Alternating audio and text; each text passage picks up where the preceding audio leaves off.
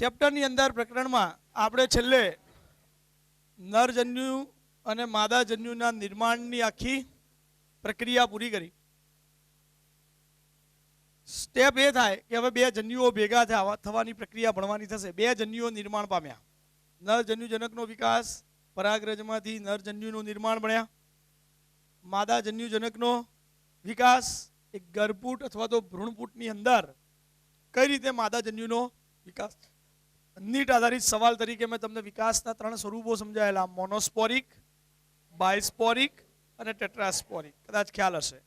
મોનોસ્પોરિકમાં એક મહાબીજાણુમાંથી વારંવાર વિભાજન બાદ અર્ધીકરણ થાય, એમાંથી 4 બને, 4માંથી એક જ સક્રિય રહે અને એનું 3 વખત સમવિભાજન થઈ અને 8 કોષ કેન્દ્ર તૈયાર થાય. જો 2 મહાબીજાણુ સક્રિય બને, 2 વિઘટન પામે અને સક્રિય બનેલા 2માંથી 8 કોષ કેન્દ્રનું નિર્માણ થવાની પ્રક્રિયા થતી હોય તો એ બાયસ્પોરિક વિકાસ તરીકે ઓળખવામાં આવે છે. અને એના પછી છેલ્લા નંબર ઉપર આવશે ટેટ્રાસ્પોરિક વિકાસ, એટલે કે નિર્માણ પામેલા 4 મહાબીજાણુ એકવાર સમવિભાજન પામી અને એમાંથી 8. કેટલા મહાબીજાણુના કેટલા વિભાજન એટલું યાદ રાખવાનું. એક મહાબીજાણુ લો તો 3 વાર સમવિભાજન થઈને 8 કોષો બને.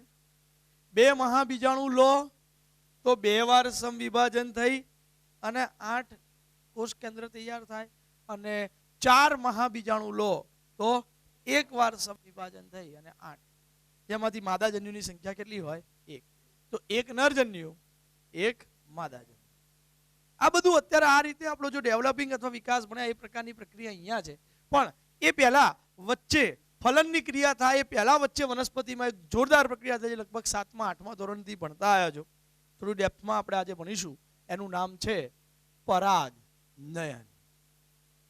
આજનો લેક્ચર પરાગનયન કહેવાય, પોલિનેશન. વનસ્પતિમાં પરાગનયનની આખી પ્રક્રિયા અને ઘટનાક્રમનો અભ્યાસ. 100% થોડી સરળ વાત છે, કારણ કે નાના ધોરણમાં આપણે આના વિશે થોડું ભણી ચૂક્યા છીએ. તો પરાગનયન ઇંગ્લિશમાં પોલિનેશન કહેવાય, તો થોડું ધ્યાનમાં રાખજો. ચલો, પરાગનયન. પરાગનયન શું છે? શબ્દ ખ્યાલ છે? કોઈ એક વનસ્પતિના પુષ્પના પુંકેસરના પરાગાશયમાંથી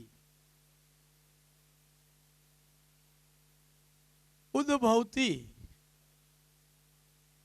પરાગાશય ફાટે એટલે શું ઉત્પન્ન થાય? પરાગરજ. સ્ત્રી કેસરના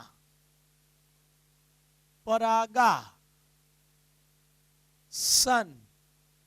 પર સ્થાપિત અથવા તો સ્થળાંતરિત થવાની ઘટનાને પરાગનયન તરીકે ઓળખવામાં આવે છે. પુષ્પના પુંકેસરનું પરાગાશય ફાટે.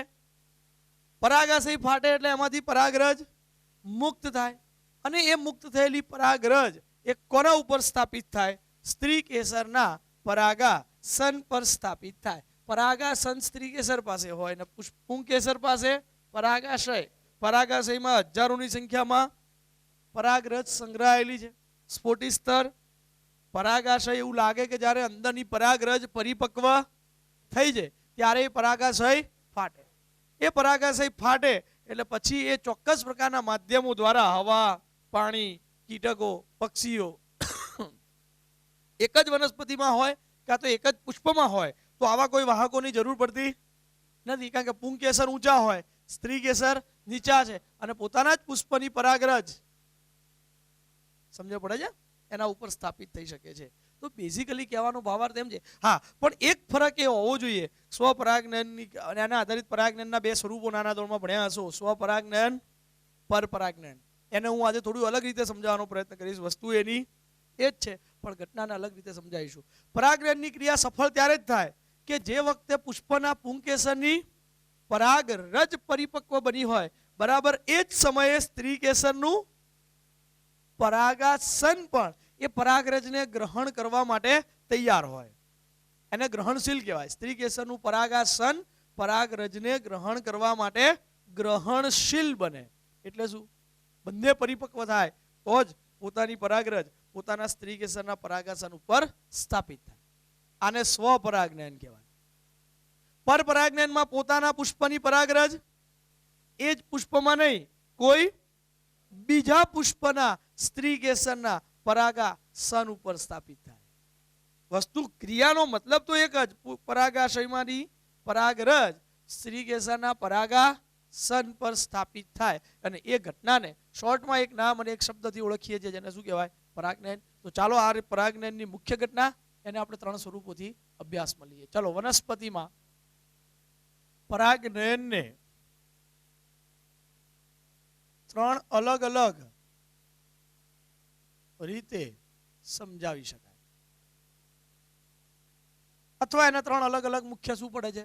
પ્રકાર, ટાઈપ્સ. પરાગનયન 3 અલગ અલગ રીતે આપણે સમજીએ છીએ. તો ચાલો એનું પહેલું સ્વરૂપ, પહેલો પ્રકાર, જેને કહેવાય સ્વફલન. શું લાગે છે નામ ઉપરથી કઈ ખબર પડે છે? સ્વફલન એટલે સ્વ એટલે પોતાની જાતે, ફલન પોતાની જાતે જ ફલન થવું. એનો મતલબ બધું પોતાનું જ. પુંકેસર પણ પોતાનું, સ્ત્રી કેસર પણ. મતલબ આ પરાગનયનની ક્રિયા ક્યાં થાય? એક જ પુષ્પ વચ્ચે થાય. વનસ્પતિ પણ એ જ, પુષ્પ પણ એ જ. એક જ વનસ્પતિના એક જ પુષ્પમાં જો પરાગનયન થાય તો એ પરાગનયન શું કહેવાય? સ્વપરાગનયન. શું કહેવાય એને? સ્વપરાગનયન. તો સ્વફલન અથવા સ્વ, તો એક કહી શકું પહેલો જ મુદ્દો કે તે સ્વપરાગનયનનો એક પ્રકાર છે. સ્વફલન એ કોનો પ્રકાર કહેવાય? સ્વપરાગ. સ્વપરાગનયનનો મતલબ શું? એક જ વનસ્પતિના એક જ પુષ્પના પુંકેસરની પરાગરજ તે જ પુષ્પના સ્ત્રી કેસરના પરાગાસન પર સ્થાપિત થવાની જો ઘટના થાય તો આને સ્વફલન તરીકે ઓળખવામાં આવે છે. શું કીધું? સ્વપરાગનયનનો એક વિશિષ્ટ પ્રકાર છે જેમાં એક જ પુષ્પમાં થતી આખી પ્રક્રિયા છે. એક વનસ્પતિના એક જ પુષ્પમાં, હવે એ જ પુષ્પનું જે પુંકેસર લો એની પરાગરજ એ જ પુષ્પના, એનો મતલબ કે આ વનસ્પતિ સ્વફલન થવા માટેની એક આવશ્યકતા, લાક્ષણિકતા શું? મોટા ભાગે વનસ્પતિના પુષ્પો કેવા હોવા જોઈએ? બોલો તો. દ્વિલિંગી અથવા તો ઉભયલિંગી હોવા જરૂરી છે. જે વનસ્પતિના પુષ્પો દ્વિલિંગી હોય એમાં જ સ્વપરાગનયન અથવા સ્વફલન થઈ શકે. બોલો, વાત સાચી? સ્વપરાગનયન શબ્દનો મતલબ શું? અરે, ઉભયલિંગી પુષ્પનો મતલબ શું? 11મા ધોરણમાં આવી ગયું, 5મું ચેપ્ટર. હા, જે પુષ્પમાં પુંકેસર ચક્ર અને, તો વાસ્તવિક વાત છે બંને પ્રકારના ચક્રો હોવા જોઈએ. કેમ હોવા જોઈએ? તો જ પુંકેસરની પરાગરજ પોતાના જ સ્ત્રી કેસરની પરાગાસન ઉપર સ્થાપિત થાય. બહુ સરળ વસ્તુ છે, મગજ દોડાવો તો. અને નાના ધોરણમાં ભણેલા છો પાછું, એવું નથી. ચલો એનું એક ઉદાહરણ પણ આપું. કેટલીક વિશિષ્ટ પ્રકારની વનસ્પતિના કુળો એવા છે કે જે હંમેશા સ્વફલન કરે. એપીએસી, લેમિએસી અને કેક્ટેસી. આ બધી વનસ્પતિના શું થયા? કુળો. આટલા કુળો ધરાવતી વનસ્પતિ હંમેશા સ્વફલન દર્શાવે છે. યાદ રાખજો, એપીએસી, લેમિએસી, કેક્ટેસી. સીબીએસઈ બુકમાં નથી, તમારી બુકમાં વાક્ય જ નથી આપ્યું. પણ આ કુળોની એવી વનસ્પતિઓ છે જે હંમેશા શું દર્શાવે છે? બોલો તો. સ્વફલન અથવા તો સ્વપરાગનયન. એની યાદ રાખવા માટે એક નાનકડું સૂત્ર બની જાય. મેં સૂત્ર બનાવેલું જેના ઉપરથી ખાલી યાદ રાખવા માટે. એલે કેક થઈ ગયું. એપીએસી, લેમિએસી, કેક્ટેસી. શું જાય સૂત્ર? એલે કેક. તો એલે કેક, એના ઉપરથી આખી વસ્તુ છે. ચલો, એના મુદ્દા અનુસાર બીજી એક ઘટના પણ તમને કહી દઉં. આવી વનસ્પતિઓમાં સહપક્વતા થવી જરૂરી છે. બુકમાં નહીં હોય પણ હું મારી રીતે મથ્યા કરું છું, થોડું ધ્યાન રાખજો. સહપક્વતા, પાછો એક નવો શબ્દ લખ્યો, આપણી સીબીએસઈ બુકમાં નથી, પણ સહપક્વતા થાય તો જ સ્વફલનની ક્રિયા થવી શક્ય બને છે. મતલબ સમજો, સહ એટલે શું? એક સાથે અથવા તો સાથે. પક્વતા એટલે શું?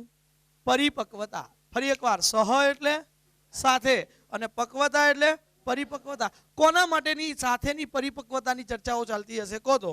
પુંકેસર અને સ્ત્રી કેસર. એનો મતલબ બંને એક જ પુષ્પના છે, તો એક જ પુષ્પના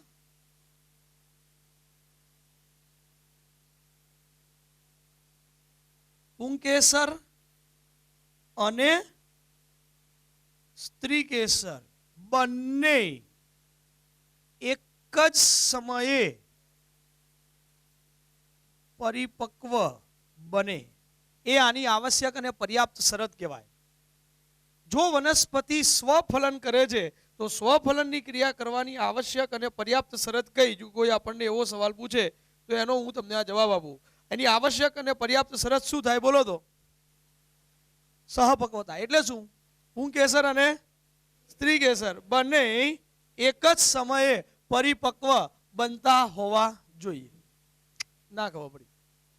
આનો ભાવાર્થ શું થયો? આનો ભાવાર્થ શું મને સમજાવો તો? જે સમયે પુષ્પનું પુંકેસરનું પરાગાશય ફાટે ને એમાંથી પરાગરજ મુક્ત થાય, બરાબર, એ જ સમયે વનસ્પતિનું સ્ત્રી કેસર એ પરાગરજને ગ્રહણ કરવા માટે પરિપક્વ અને તૈયાર રહેવું જોઈએ. તો જ પોતાની પરાગરજને પોતાનામાં ગ્રહણ કરી શકશે. ના ખબર પડી. અધરવાઇઝ આ પ્રક્રિયા થઈ શકે નહીં. તો સ્વફલન માટેની એક આ લાક્ષણિકતા છે જેને સહપક્વતા કહેવાય. અને આ સહપક્વતાનું ઉદાહરણ આપું કઈ વનસ્પતિમાં થાય? ઉદાહરણ તરીકે તમને લઈ આપું તો કેથરેન્થસ રોઝિયસ વૈજ્ઞાનિક નામ છે. કોનું? 12. ઘણી વનસ્પતિઓ હોય હો, પણ આ એકાદ ઉદાહરણ, કારણ કે નીટ માટે આપણે ભણતા હોય તો આપણને એટલું યાદ રહેવું જોઈએ. કેથરેન્થસ રોઝિયસ એટલે કોણ થયું? 12માસી. આ 12માસી જેવી વનસ્પતિઓની અંદર આવા પ્રકારની ઘટના તમને થતી જોઈ શકાય છે. ખબર પડે છે? તો આ કોના ઉદાહરણની આપણે વાત કરીએ? આપણે સહપક્વતા. ચલો, સહપક્વતા સિવાય હજુ પણ સ્વફલનમાં એક બીજી ઘટના જવી જરૂરી છે. આ ક્રિયા માટે કેટલીક વનસ્પતિઓમાં, આ ક્રિયા માટે એટલે કઈ ક્રિયા કરવા માટે? સ્વફલન. એક કામ કરો ને, સ્વફલન જ લખી નાખું પાછું. તમે આ ક્રિયા તમને ખબર નહીં પડે. સ્વફલન માટે કેટલીક વનસ્પતિમાં પુષ્પો, એક વિશિષ્ટ પ્રકારના પુષ્પોનું નિર્માણ થાય છે. આ સમજવા જેવી વાત છે. આ એવા પ્રકારના પુષ્પો છે જે જિંદગીમાં કદી ખીલતા નથી. ફૂલ શેના માટે બને છે? ખીલવા માટે તો બને છે. તો સ્વફલન માટે કેટલીક વનસ્પતિઓમાં આવા પુષ્પોને સંવૃત્ત પુષ્પતા જોવા મળે છે. સ્વફલનની ક્રિયા વનસ્પતિમાં થવા માટેની બીજી આવશ્યક અને પર્યાપ્ત શરત, તેમાં શું હોવું જોઈએ? સંવૃત્ત પુષ્પતા જોવા મળે. સંવૃત્ત પુષ્પતા એટલે એના મતલબ એની અંદર પુષ્પો સંવૃત્ત પ્રકારના હોય. મતલબ આપણા માટે એક નવી ઘટના સમજવાની થઈ કે આ સંવૃત્ત પહેલો ટાઈપ જ છે. હો, નવું કઈ નથી, પણ પહેલા ટાઈપમાં સમજાવું છું. સંવૃત્ત પુષ્પ એટલે શું?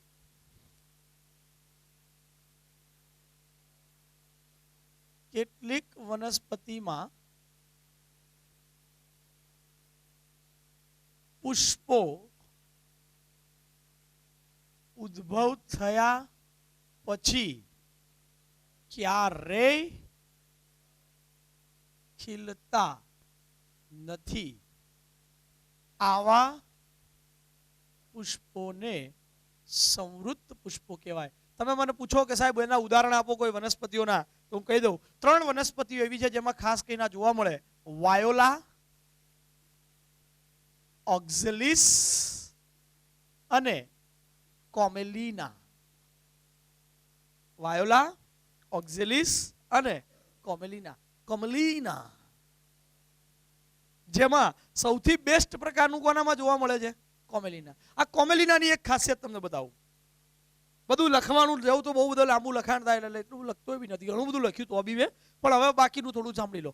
કોમેલિનામાં અંદર જે સમૃદ્ધ પુષ્પો હોય એ ભૂગર્ભીય પુષ્પો હોય. બધી અપવાદરૂપ વાત, જિંદગીમાં કોઈ દિવસ ન સ્વીકારી શકો એવી ઘટનાઓ છે. તો નવી જ છે, નવી વસ્તુઓ જ પૂછાવાની સંભાવના વધારે હોય. અને આ જિંદગીમાં કોઈ દિવસ નહીં ભણ્યા. સ્વપરાગને નાના ધોરણમાં ભણીને આવ્યા, બસ સ્વપરાગનથી આપણી વાર્તા પતી ગઈ. બહુ તો આ એક સેન્ટેન્સ જે ભણાવ્યું એ, પણ એની નીચે આ બધી વસ્તુઓ કદાચ પહેલી વાર ભણો છો. તો એ ધ્યાન રાખજો. પેલો સહપક્વતા શબ્દ ખબર પડી ને? શું સહપક્વતા? પુંકેસર અને સ્ત્રી કેસર એક જ સમયે પરિપક્વ બને. જે સમયે પરાગરજ મુક્ત થાય એ જ સમયે સ્ત્રી કેસર પરાગરજને ગ્રહણ કરવા માટે તૈયાર હોય. આ કોના જેવી વાત? હું ભણવા માટે રેડી થઉં, તમે ભણવામાં, બંને સાથે રેડી થઈએ તો ભણવાની પ્રક્રિયા શક્ય બને. હું ભણવા રેડી હોય, તમે ભણવા રેડી ના હો તો સર આજે ટ્રમ્પ આવે જ નહીં ભણવું, વાર્તા પૂરી થઈ જાય. તમે ભણવા રેડી હોય અને હું ભણવા રેડી ન હોઉં તો બી આ પ્રક્રિયા શક્ય નથી. આ પ્રક્રિયા સફળતાપૂર્વક ક્યારે થઈ શકે? બંને એક જ સમયે, સમય બી એક હોવો જોઈએ, દિવસ એક નહીં, સમય બી એક. હું જે સમયે ભણવા રેડી છું, તમે એ જ સમયે ભણવા રેડી હોવા જોઈએ. તો અહીંયા આગળ ના પહેલો મુદ્દો. બીજો મુદ્દો મેં કહ્યો એ મુજબ શું આવે? સંવૃત્ત પુષ્પતા. સંવૃત્ત પુષ્પતા શબ્દનો અર્થઘટન આવો થાય કે પુષ્પો બને ખરા. આપણે પુષ્પ ગુલાબ ખુલે પછી કળી અવસ્થામાં હોય, ખબર ને, પછી ધીમે ધીમે કળી આખી આમ ખીલતી હોય, ભલે લીલા કલરની પાંદડા બધા નીચે જતા રહે, ગુલાબી કલરની પાંદડીઓ આમ ખીલીને ચારેય દિશામાં ફેલાઈ જાય, ખબર છે? જોયું જાવ. આવી વનસ્પતિમાં પુષ્પ ઉદ્ભવ પામે, પુષ્પ બને, પણ એ પુષ્પ ક્યારેય આખું ખીલે નહીં. કઈ અવસ્થામાં હોય? બંધ ને બંધ, આમ પેલી કળી અવસ્થામાં પુષ્પ કેવું હોય? બસ એક્ઝેક્ટ કળી અવસ્થામાં હોય એવી ને એવી અવસ્થામાં પુષ્પો જોવા મળે. આનો બીજો ભાવાર્થ તમને સમજાવું. આ કોમેલિના માટે એ પુષ્પો ભૂગર્ભીય હોય. ભૂગર્ભીય હોય એટલે જમીનની અંદર. જિંદગીમાં કોઈ દિવસમાં વિચાર્યું છે પુષ્પો ભૂગર્ભીય હોય? મગજમાં પુષ્પો આવે તો તમારા દિમાગમાં શું આવે? પુષ્પ તો હંમેશા જમીનની ઉપર જ, પ્રકાંડના કોઈ ભાગમાં હોય, પ્રકારની કોઈ ડાળી ઉપર હોય, આવું આપણી વિચારધારા. અહીં એ પુષ્પ મૂળમાંથી સર્જાય છે. કોમેલિનાની વાત છે આ. કોમેલિનામાં સંવૃત્ત પુષ્પો ક્યાંથી સર્જાય છે? મૂળમાંથી, એટલે ભૂગર્ભીય. કોમેલિના પાસે બે પ્રકારના પુષ્પો હોય, હવાઈ પુષ્પો પણ છે અને ભૂગર્ભીય પુષ્પો પણ છે. કોમેલિના નામની આ વનસ્પતિ પાસે બે પ્રકારના પુષ્પો હોય. એક તો હવાઈ પુષ્પો અને બીજા નંબર ઉપર આવશે એને શું કહેવાય? ભૂમિગત અથવા તો ભૂગર્ભીય પુષ્પો. હવાઈ પુષ્પો નોર્મલ પુષ્પો જેવા જ હોય. કેવા?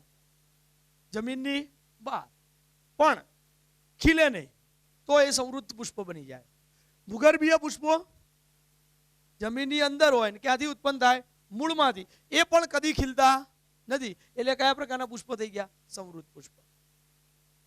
આ બંને પ્રકારના પુષ્પો ખૂબ ધ્યાનાકર્ષક હોય, એટલા આકર્ષક રંગના હોય છે, પર્પલ જેવા કલરના, બહુ જ બ્યુટીફુલ તમને પુષ્પ દેખાય. પણ આપણે એને કદાચ પુષ્પ સ્વરૂપે સ્વીકારી ન શકીએ, કારણ કે કોઈ દિવસ ખીલતા નથી. ચલો, નથી ખીલતા એમાં તો એનામાં સ્વપરાગનયન થઈ જાય છે. બોલો, ખબર પડતી હોય તો. નથી ખીલતા એમાં તો એની અંદર શું થઈ જાય છે? સ્વપરાગનયન. કેમ? એટલે પુષ્પની અંદર પુંકેસર અને સ્ત્રી કેસર બે હોય. પુષ્પ બંધને બંધ છે એટલે શું થાય? બહારની પરાગરજ અંદર આવવાની સંભાવના નથી. અંદરની પરાગરજ જો એને પ્રજનન કરવું હોય, ફલન કરવું હોય, પરાગનયન કરવું હોય તો પોતાની જ પરાગરજ ગ્રહણ કરવી પડે. There are no any option. એટલે સંવૃત્ત પુષ્પો ધરાવતી વનસ્પતિ હંમેશા કયું ફલન કરે? સ્વફલન. અને એના પરાગનયનને કયું પરાગનયન કહેવાય? સ્વપરાગનયન. મિત્રો, હું અહીંયા આગળ એટલી હદ સુધી સમજાવવાનો પ્રયત્ન કરી શકું એમ છું. સ્વપરાગનયન માટે કહું છું કે સ્વપરાગનયનની ક્રિયા કરવા માટે કોઈ જ વાહકોની જરૂર પડતી નથી. અહીં કોઈ પ્રકારના વાહકોની જરૂર નથી હોતી. બોલો, કહી શકો મને શું કામ કોઈ વાહકોની આવશ્યકતા નથી હોતી? આ વાહકો એટલે કોના માટે ચર્ચા કરી રહ્યો હોઈશ? આપણે જેમ ભણ્યા કે પવન દ્વારા પરાગરજ એક પુષ્પ ઉપરથી પાણી દ્વારા પરાગરજ, તો આ પવન, પાણી, કીટકો, પક્ષીઓ, ચામાચીડિયું, ઘણા બધા બીજા ગુંજન પક્ષી છે, હમિંગ બર્ડ્સ છે, એ બધા તો ઢગલો છે કોરી ખાનારા કર્તનશીલ પ્રાણીઓ અને ગેકો, ગરોળીન, હમણાં હું આખું લિસ્ટ બનાવું છું. તો આ બધા પ્રાણીઓ અને આ બધી વનસ્પતિ, આ બધા ઘટકો કોણ કહેવાય? વાહકો કહેવાય, જે પરાગરજને એક પુષ્પથી લઈ જાય છે. પણ સ્વપરાગનયનમાં આવા કોઈ પ્રકારના વાહકોની કોઈ આવશ્યકતા હોતી નથી. વાય? કારણ કે એક જ પુષ્પમાં થતી ક્રિયા છે. અને એમાં પરાગરજને ખાલી કેટલું કરવાનું હોય? તમે આ પુષ્પ જોયેલું છે, પુષ્પની આકૃતિ યાદ કરો તો સ્ત્રી કેસર મધ્યમાં આપણે એક દોરેલું. પુંકેસરો સ્ત્રી કેસર કરતા ઊંચા હતા. આ પુંકેસર છે. આ ઉપરનો હાથ જેવો ભાગ એને પરાગાશય કહો. આ પરાગાસન. અને એ આ રીતે હોય, જોઈ લો. આ પરાગાશય જેવું ફાટે કે તરત એમાં રહેલી બધી જ પરાગરજ બોલો કોના ઉપર સ્થાપિત થાય? તો હવે એના માટે એને પવન, પાણી, કીટક કંઈ જોઈએ? કશું ન મળે તોય પોતાની પરાગરજ પોતાના જ પુષ્પમાં પરાગાસન ઉપર સરળતાથી સ્થાપિત થઈ શકે છે. એટલે સ્વપરાગનયનની ક્રિયા કરવા માટે કોઈ વાહકોની આવશ્યકતા નથી. મને એક બીજો શબ્દ સમજાવશો? આ સ્વપરાગનયન જનીન શાસ્ત્રની દ્રષ્ટિએ ઉત્તમ પદ્ધતિ ગણી શકાય કે નહીં? ન ગણી શકાય. કેમ? આને અંતે જે સંતતિ આવશે આબેહૂબ પિતૃ પેઢી જેવી જ આવે. કેમ? પોતાની જ પરાગરજ છે, પોતાના સ્ત્રી કેસર ઉપર સ્થાપિત થાય છે. તો લક્ષણોમાં જે નવી ભિન્નતા બનવી જોઈએ, ખબર પડે છે? આ નવી લક્ષણો વાળી વનસ્પતિઓનું નિર્માણ થઈ શકતું નથી. અને જીનેટિક્સને ઓલવેઝ શેમાં રસ છે? ભિન્નતામાં રસ છે. એટલે જનીન શાસ્ત્રની દ્રષ્ટિએ, જીનેટિક્સની દ્રષ્ટિએ સ્વપરાગનયન એ ઉત્તમ કે યોગ્ય પદ્ધતિ માની શકાતી નથી. એને અંતે વનસ્પતિ આબે આગે સે ચલી આતી હૈ, પિતૃ પેઢી જેવી જ બને, એની સંતતિ પણ એના જેવી જ બને, એની સંતતિઓ પણ એના જેવી જ પડે. હવે આટલી વાત નીકળી, એના ઉપર એક ખાસ વાત પણ કહી દઉં. જો વનસ્પતિ વારંવાર અને વધુ પડતું સ્વપરાગનયન કરે ને તો ઘણી પેઢીઓ પછી, ઘણા લાંબા સમય પછી એ વનસ્પતિની જાતિઓમાં એક સ્વપરાગનયન માટે એક દબાણ સર્જાય, જે વનસ્પતિમાં સ્વપરાગનયનની ક્રિયાને અટકાવવા માટે અને પરપરાગનયનની ક્રિયાને પ્રેરવા માટે કારણભૂત પરિબળ થાય. એકની એક વાત કોઈ તમને વારંવાર સમજાય કરે તો તમારી શું હાલત થાય? રોજ સવારમાં ઉઠીને હોય કે ભણો, બપોર કોઈ કે ભણો, સાંજે કોઈ કે ભણો, રાત્રે કોઈ કે ભણો, સ્કૂલમાં દરેક લેક્ચર આવે, દરેક લેક્ચરની અંદર ટીચર્સ આવીને કે ભણો. આવું એક દિવસ સહન થાય, 2 દિવસ સહન થાય, 3 દાડા સહન થાય, મહિનો સહન થાય, 2 મહિના સહન થાય, 6 મહિના સહન થાય, વર્ષ પૂરું થતા આવે ત્યાં સુધી શું હાલત થાય? ખરેખર દિલથી ભણવાની ઈચ્છા લઈને વર્ષથી કામ કરતા હોઈએ ને તો બી વર્ષ પછી અંદરથી એક એવી પ્રક્રિયા થઈ જાય, શું હવે નહીં ભણવું, જવા દે જા. ટૂંકમાં ઓપોઝિટ વે ઉપર જવાનો આપણે પ્રયત્ન કરીએ. ધેટ ઇઝ કોલ્ડ ટોર્ચરિંગ આપણી પરિભાષામાં. સમજ્યા? અને એના લીધે પરિણામ શું આવે? ઉલટી ગંગા, પ્રક્રિયા આખી ઊંધી થવા માંડે. એટલે આવી વનસ્પતિઓ જો વારંવાર એની પેઢીઓએ લાંબા સમય સુધી શું કરેલું છે? સ્વપરાગનયન. તો લાંબા સમયને અંતે એની નવી પેઢી જે આવશે એ શું કરવા તૈયાર થશે? પરપરાગનયન. કે હવે બહુ થયું સ્વપરાગનયન, હવે પરપરાગનયનનો વારો છે. સમજ પડે છે? આ એક પ્રકારની સજીવોની મેન્ટાલિટી હોય, નોટ ઓનલી હ્યુમન મેન્ટાલિટી. આપણી એકલાની નહીં, વનસ્પતિ પણ સજીવ છે. તો એનામાં બી આ ઘટના જોવા મળે. તમે કહો સાહેબ બધું કેમ સમજાવો છો? આવું કેમ સમજાય? એનો જવાબ આવતીકાલ ખબર પડશે. આવતીકાલના લેક્ચરમાં, નેક્સ્ટ લેક્ચરમાં હું સમજાવીશ કેમ એક આખી બાહ્ય સંવર્ધન પ્રયુક્તિ આવે છે, પરપરાગનયન પ્રયુક્તિ. વનસ્પતિઓ પોતાની જાતે એવી પ્રયુક્તિઓ અપનાવે કે જે સ્વપરાગનયનથી બચે અને પરપરાગનયન તરફ પ્રેરાય. બરાબર? તો એના માટેની વાત છે. એ વનસ્પતિઓ એવી જાતો કે જે ભૂતકાળમાં શું કરતી હતી? સ્વપરાગનયન. અને અત્યારે હાલ શું કરે છે? પરપરાગનયન. પ્રિમ્યુલા એ વનસ્પતિનું ઉત્તમ ઉદાહરણ છે. કાલ સમજાવીશ, આજે નહીં આવે, આવતીકાલના લેક્ચરમાં લઈશ. પણ આ બધું જોરદાર વસ્તુઓ છે. ચેપ્ટર લાગે વનસ્પતિ શાસ્ત્ર, પણ એ પણ બહુ જોરદાર અને સમજવા જેવી ઘટના હોય છે. અને એ જ સમજવાનું બાકી. સ્વપરાગનયન અને પરપરાગનયન શબ્દમાં કોઈ દમ નથી. એક જ મિનિટમાં ભણાવી દેવાય. 11 નાના ધોરણમાં ભણ્યા હશો તો એક 10 મિનિટમાં સાહેબે સ્વપરાગનયન પરપરાગનયન બધું જ પૂરું કરી દીધું, મને ખ્યાલ છે. હા, એટલા માટે ચાલો, સ્વફલન પછી બીજા નંબર ઉપર આવે એ ઘટનાને ગેઇટેનોગેમી કહેવાય. સ્વફલન એને ઓટોગેમી કહેવાય. ઇંગ્લિશનામાં તો પુકારવાની ઈચ્છા થાય તો. અને આને શું કહેવાય? ગેઇટેનોગેમી. ગેઇટેનોગેમી નવો શબ્દ આવ્યો, ફરી પાછો એકવાર વિચારીને જવાબ આપજો. આને સ્વપરાગનયન કહેવું કે પરપરાગનયન તમે કહેશો એ પછી હું લખીશ, પણ પહેલા ગેઇટેનોગેમી શું ઘટના છે એની એક આપણે આખી ચર્ચા કરી લઈએ. એક જ વનસ્પતિના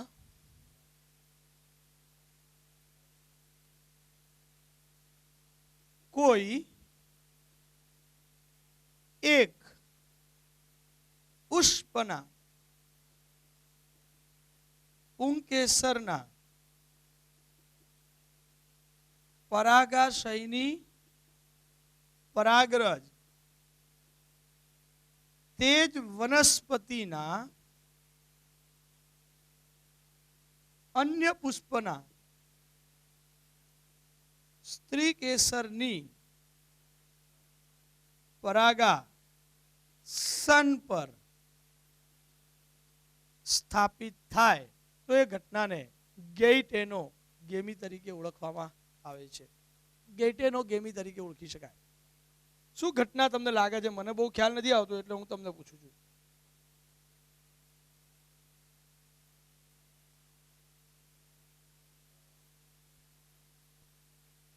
બોલો.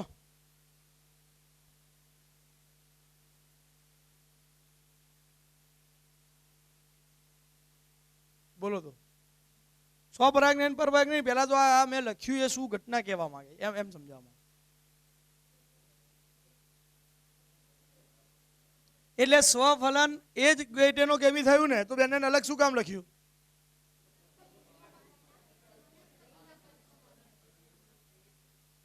હે? આ એક જ પુષ્પમાં થાય અને આ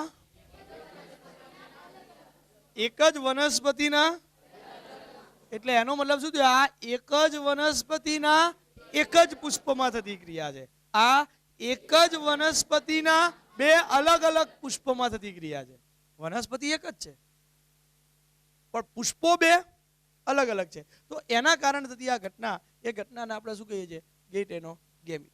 હવે આ ગેઇટેનોગેમી મને કહો તો હું બે રીતે તમને જવાબ આપી શકું છું. જનીનિક દ્રષ્ટિએ, જનીનિક રીતે કયા પ્રકારની છે અને ક્રિયાત્મક રીતે આ કયા સ્વરૂપ દર્શાવવાનો પ્રયત્ન કરે છે. સાંભળજો. જનીનિક રીતે આ સ્વપરાગનયન દર્શાવે છે એમ કહેવાય, અથવા સ્વપરાગનયનની નકલ છે એમ કહેવાય. કોઈ કહી શકે કેમ મેં આવું શબ્દ વાપર્યો હશે, સ્વપરાગનયનની નકલ કે એવું બધું કંઈ જનીનિક દ્રષ્ટિએ?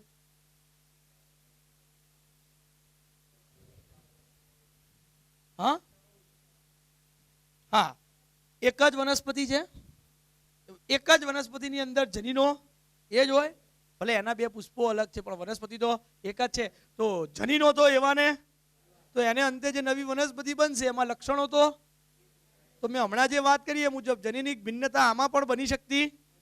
તો એ જનીનિક રીતે તો કયા પ્રકારની ક્રિયા થઈ, પણ ક્રિયાત્મક રીતે તમે આ ઘટનાને પરપરાગનયન સાથે સરખાવી શકાય. બોલો શું કામ પરપરાગનયન સાથે સરખાવી શકાય? પુષ્પ બે અલગ થઈ ગયા ને, અને બે અલગ પુષ્પ વચ્ચે પ્રક્રિયા થવી એટલે પર કહેવું. એક જ પુષ્પ હોય તો સ્વ કહેવાય, બે અલગ થઈ જાય તો પર કહેવાય. એટલે આને ક્રિયાત્મક રીતે કયું નામ મળ્યું છે? પરપરાગનયન. ના ખબર પડી. ખબર પડે જનીનિક દ્રષ્ટિએ અને ક્રિયાત્મક દ્રષ્ટિએ. યાદ રાખજો, કાર્યાત્મક રીતે પરપરાગનયન કહેવાય અને જનીનિક દ્રષ્ટિએ સ્વ. એટલે આ ગેઇટેનોગેમી સંપૂર્ણ સ્વપરાગનયન પણ ન ગણી શકાય, સંપૂર્ણ પરપરાગનયન. જ્યારે આવું આપણે ભણવામાં ક્યારે પહેલા ક્યારે આવું નથી ભણ્યા, 8મા 9મા 10મામાં આવું ક્યારે નથી આવ્યું. ઓકે, એટલે થોડું ધ્યાન રાખજો. અને ત્રીજો જે પ્રકાર આવે એને જેનોગેમી કહેવામાં આવે છે. ઓટોગેમી, ગેઇટેનોગેમી અને ઝેનોગેમી. 3 ગેમીઓ છે એ યાદ રાખજો.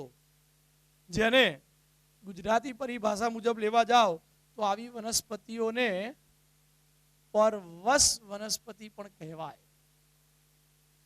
પરવશ એટલે ખબર પડે ને, બીજા ઉપર આધાર રાખવો.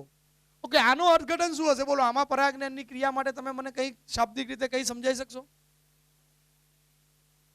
કોઈ એક વનસ્પતિના પુષ્પના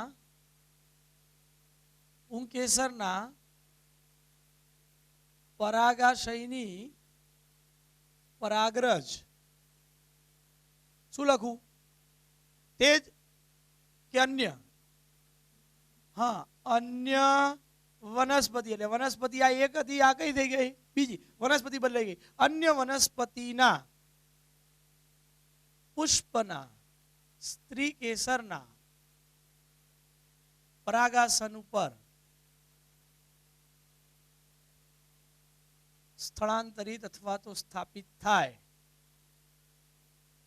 તો આ ઘટનાને શું કહેવામાં આવે છે?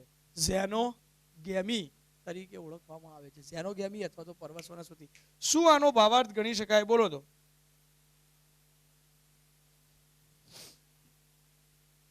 સંપૂર્ણ સ્વફલન, સંપૂર્ણ સ્વપરાગનયન, સંપૂર્ણ પરપરાગનયન. આ સંપૂર્ણ સ્વપરાગનયન, આ અર્ધ સ્વપરાગનયન, અર્ધ પરપરાગનયન. નક્કી ન કરી શકાય. બે અલગ અલગ રીતે બંને. ને સ્વ બી કહેવાય, પર બી કહેવાય. પૂરેપૂરું સ્વ ન કહેવાય, પૂરેપૂરું પર બી ન કહેવાય.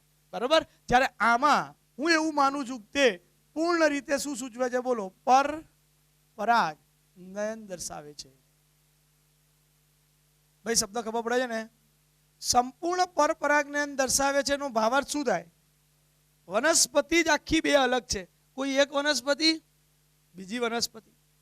એક વનસ્પતિના કોઈ બી એક પુષ્પની પરાગરજ એ બીજી વનસ્પતિના કોઈ બી એક પુષ્પના સ્ત્રીકેસર ઉપર સ્થાપિત થાય. વનસ્પતિ અલગ છે એટલે એ પરાગરજને એક પુષ્પથી બીજા વનસ્પતિના પુષ્પ સુધી લઈ જવી પડે. તો શું આ ક્રિયા આપમેળે થાય? હા, એ પહેલા એક વસ્તુ કહી શકું એમ છું કે અહીં વનસ્પતિમાં જે પુષ્પો હોય એ પુષ્પો મોટા ભાગે કયા પ્રકારના હોઈ શકે છે બોલો તો? એક લિંગી પુષ્પ મોટે ભાગે કીધું. બાકી દ્વિલિંગી પુષ્પો વચ્ચે પણ થાય, પણ મોટે ભાગે એક લિંગી પુષ્પો હોય. એનાથી હજી એક સ્ટેપ આગળની વાત મેં કરવાનો ટ્રાય કરું છું. તો પરાગ વાહકોની જરૂર પડે છે. પડે જ છે એમ લખ્યું. કેમ? એક જગ્યાએથી યસ, પરાગ વાહકો. અહીં જે આ પરાગ વાહકો વપરાય મિત્રો, એ બી તમારા માટે સમજવાની વાત છે કે આ પરાગ વાહકો બે પ્રકારના હોય. અજૈવિક પરાગ વાહકો અને જૈવિક પરાગ વાહકો. અજૈવિક પરાગ વાહકો એટલે શું થાય? નિર્જીવ. કોઈ જીવંત ઘટક આ પરાગનયનની ક્રિયામાં ભાગ ભજવતું નથી. નિર્જીવ પદાર્થ એટલે એને શું નામ અપાય? અજૈવિક પરાગ વાહકો. અને આ કેવા થયા? જૈવિક. અજૈવિક પરાગ વાહકોમાં બે આવશે, પવન અને પાણી. જ્યારે જૈવિક પરાગ વાહકોમાં કોણ આવશે? કીટકો,